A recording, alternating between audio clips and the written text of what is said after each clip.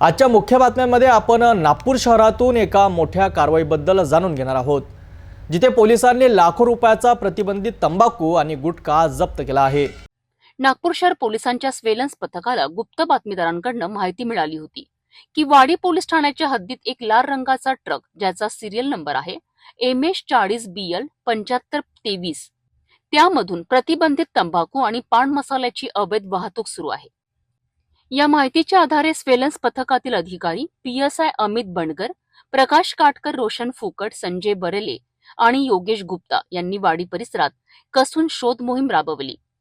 शोध घेत असताना Praveen road lines thunder beer शॉपीच्या मागे आर्को गोडाऊन समोर खडगाव रोड वाडी नागपूर येथे काही लोक MS40BL 7523 या वाहनातून माल उतरून प्रवीण रोड लाईन्सच्या गोडाऊन मध्ये टाकत असताना त्यांना आढळून आले।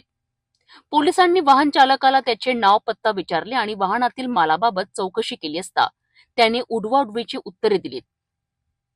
त्यानंतर पोलिसांनी वाहनाची तपासणी केली असता आतमध्ये प्रतिबंधित सुगंधित तंबाखू आणि गुटख्याचा मोठा साठा दिसून आला।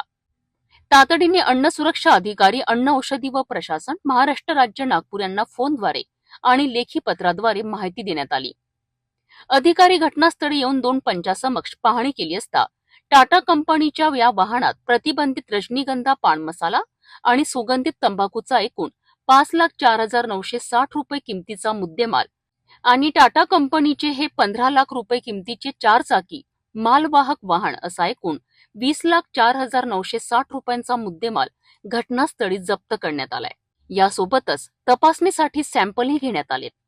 घटनास्थळी उपस्थित असलेले वाहन चालक अफसर अली सय्यद व 41 वर्ष किन्नी खैरलांची बालघाट मध्य प्रदेशाला ताब्यात घेऊन पोलीस ठाण्यात आणण्यात आले आहेत। फिर्यादीने दिलेल्या लेखी रिपोर्टवरनं गुन्हा दाखल करण्यात आला असून आरोपी अफसर अली सय्यदला अटक करण्यात आली आहे। या गुन्ह्याचा तपास पोलीस उपायुक्त ऋषिकेश रेड्डी, सहपोलीस आयुक्त सतीश गुरव, वरिष्ठ पोलीस निरीक्षक राजेश तटकरे यांच्या मार्गदर्शनाखाली पोलीस उपनिरीक्षक अमित बंडगर हे करत आहेत।